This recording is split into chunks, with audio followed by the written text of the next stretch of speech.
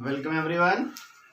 In the previous lecture, we'll discuss the permeability. हम लोग ने काफ़ी अच्छे से उसे देखा और काफ़ी अच्छे अच्छे कमेंट्स भी हमें मिले कि सर आप कितने इजी तरीके से जो है कि आप समझा दे रहे हैं, क्योंकि बुक्स में इतने डिफ़िकल्ट टाइप में दिए हैं, मतलब दिए भी हैं तो वो समझ में नहीं आ रहे हैं। तो बच्चे वो बस आप ही लोगों के लिए लेक्चर बना ही रहे हैं और मेरा भी यही एम होता है कि वो जो बुकिश लैंग्वेज है उसको कितने अच्छे से, कितने सिंपल वे से आपको हम यहाँ पे से डिलीवर कर सकें। ठीक है, तो आप बस ऐसे सपोर्ट करते रहिए, हमें और कुछ नहीं चाहिए। हम लोग ने पिछले लेक्चर में सॉल्यूट सॉल्वेंट परमिएबिलिटी के थ्रू देखा था और सोल्यूशन को भी समझा था। सोल्यूशंस क्या होता है? जब सोल्यूट कोई भी सोल्यूट पार्टिकल किसी सॉल्वेंट्स में मिक्सअप हो जाते हैं, डिसॉल्व हो जाते हैं, उसको सोल्यूशंस कहते हैं।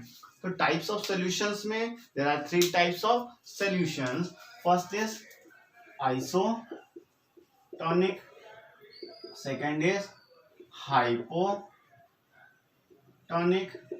and the third one is hypertonic solutions.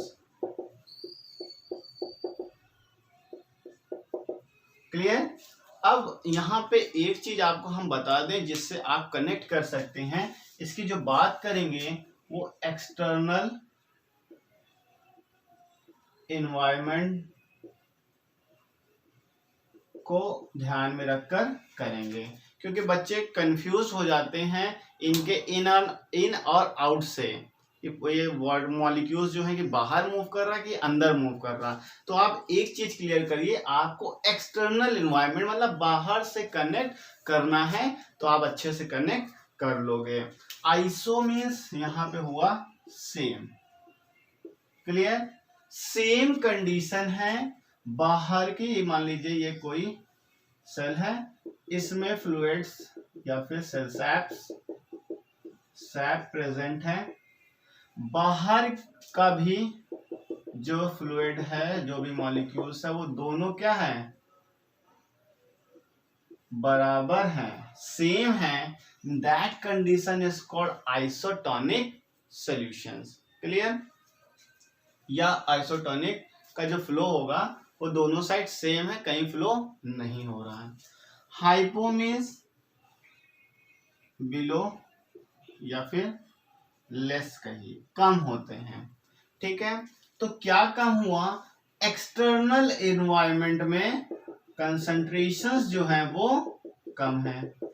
External environment में कंडीशन या फिर कंसंट्रेशंस लेस है अंदर से। ये सैप है, ये आपका भी क्या कहते हैं, मॉलिक्यूल्स फ्लूइड्स यहाँ प्रेजेंट है, पर इसका कंसंट्रेशन अंदर से कम है। एक्सटर्नल एनवायरनमेंट में देखना है, तो that condition is called hypotonic. Solutions की बात करें तो सॉल्यूशंस क्या होंगे? यहां से एब्जॉर्ब कर लेगा ये। तो if a cell is placed in this type of solution, the cell get turgid हो जाएगा, स्वेल अप हो जाते हैं। क्लियर? और उस प्रोसेस को बोलते हैं एंड ऑस्मोसिस। 3 पॉइंट यहां पे हो गया। सॉल्यूशंस जब बाहर कम होता है अंदर ज्यादा होता है, तो यहां से अंदर की तरफ मूव करेगा, वो सेल क्या होता है? एब्जॉर्ब कर लेता है बाकी की चीजों को, तो स्वेल अप हो जाता है। उस कंडीशन बोलते हैं turgid process and osmosis, and the solution is hypotonic solution. Now next is hyper. Hyper means above, more, जो भी आप कहिए। अब बाहर की कंडीशंस में सॉल्यूशंस या फिर कंसंट्रेशंस इज मोर और अंदर की कंडीशन में कम है, तो इस कंडीशन में क्या होगा? अंदर से मॉलिक्यूल्स या सेल सैप आपका मूव करके बाहर की तरफ आया, उस कंडीशन को यहां पे कहते हैं exosmosis. And the cell की जो कंडीशन हुई वो हो गई फ्लैसिड, जिसको प्लाज्मोलिसिस भी कहते हैं। क्लियर? एक कितने अच्छे से तीनों चीज को हमने बताया, कोशिश की। अब वो तो आप जज करके हमें बताओगे कि सर कैसा लगा। ये है आपका सोल्यूशन। हमने बताया टाइप्स ऑफ सोल्यूशन में 3 है, isotonic, hypotonic and hypertonic. Iso में सेम, जहां पे कंसंट्रेशंस ऑफ फ्लूइड या मॉलिक्यूल्स एटम सेम है, जहां पे कोई नेट फ्लो नहीं हो रहा, that is called isotonic solution. Hypo means below, below means external environment. हमने एक टैग वर्ड दिया आपको, बाहर का देखना है, बाहर कम है तो यहाँ से सोल्यूशन मूव करके अंदर ही जाएंगे। कोई भी सेल को अगर इस सोल्यूशंस में हाइपोटोनिक सोल्यूशंस में रखेंगे तो वो सेल क्या हो जाएगा, स्वेल अप हो जाएगा।